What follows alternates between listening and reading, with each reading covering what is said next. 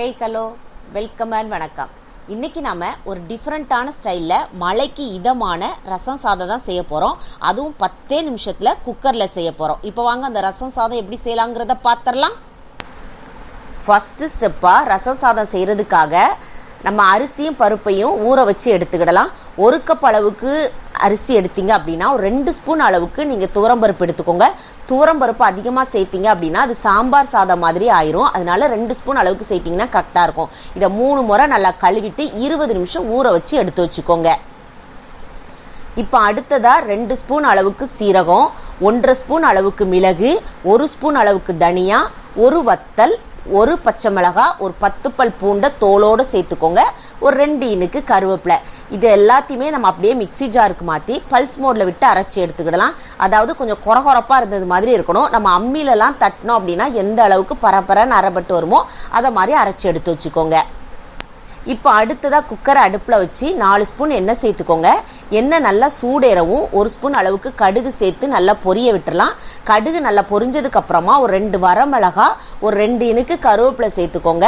தீயை மீடியம் ஃப்ளேம்லேயே வச்சு செஞ்சுக்கோங்க. அதிகமாக வச்சிங்கன்னா அது கருகிட்டு அப்படின்னா அந்த ரசம் சாதத்துடைய ஃப்ளேவர் அப்படியே மாறிடும். இப்போ நம்ம தட்டி வச்சுருக்கிற அந்த ரசப்பொடியை இது கூட சேர்த்து நல்லா கலந்து எடுத்துக்கோங்க. இதை போடவுமே அந்த எண்ணெயில் வதங்கும் போச்சில் அந்த பூண்டுலாம் சேர்த்துருக்கிறதுனால அதனுடைய மனம் ரொம்பவே சூப்பராக இருக்கும். இதை ஒரு 2 நிமிஷம் நல்லா இதை வதக்கி எடுத்ததுக்கப்புறமா ஒரு 1/2 ஸ்பூன் அளவுக்கு பெருங்காயத்தூளும் ஒரு 1/4 ஸ்பூன் அளவுக்கு வெந்தயத்தூளும் சேர்த்துக்கோங்க. வெந்தயத்தூளை மிஸ் பண்ணாமல் கண்டிப்பாக நீங்கள் சேர்த்துக்கோங்க. இது கூட ஒரு 1/2 ஸ்பூன் அளவுக்கு மஞ்சள் தூளும் 1 ஸ்பூன் அளவுக்கு ரசத்தூளும் சேர்த்துக்கோங்க. அதாவது ரசப்பொடி கடையில் வாங்கினதுனாலும் சரி இல்லை வீட்டில் உள்ளதுனாலும் சரி நீங்கள் எதுனாலும் கண்டிப்பாக இந்த சமயத்தில் 1 ஸ்பூன் சேர்த்துக்கோங்க.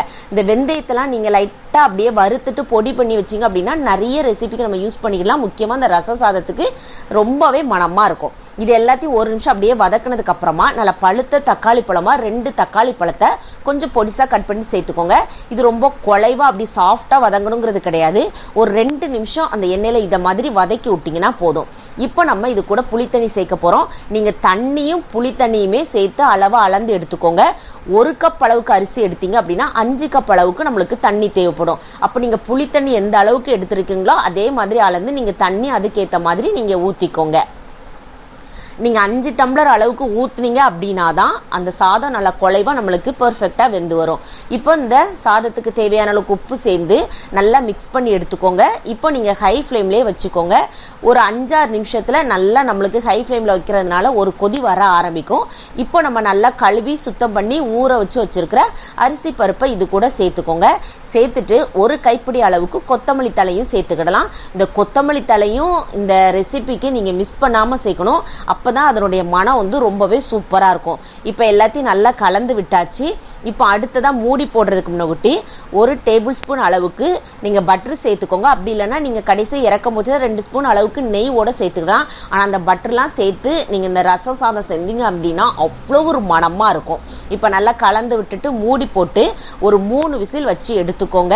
நீங்கள் தண்ணியினுடைய அளவாக இருக்கட்டும் விசிலாக இருக்கட்டும் எல்லாமே பெர்ஃபெக்டாக வச்சிங்க அப்படின்னா தான் அந்த ரசம் சாதம் ரொம்பவே சூப்பராக வரும். இப்போ பாருங்கள், உங்களுக்கு கொஞ்சம் மேலாட்ட தண்ணி இருந்தது மாதிரி இருக்கும். இப்போ நல்லா கலந்து விட்டுட்டு பாருங்கள். அது மட்டும் இல்லை, ஒரு 1/2 மணி நேரம் ஆச்சுன்னா இந்த சாதம் ரொம்ப அப்படியே நம்மளுக்கு பொங்கல்லாம் எப்படி ஆகும் அதே மாதிரி வெறப்பானது மாதிரி ஆயிரும், கட்டியானது மாதிரி ஆயிரும். அதனால தண்ணியினுடைய அளவெல்லாம் கரெக்டாக வச்சுக்கோங்க.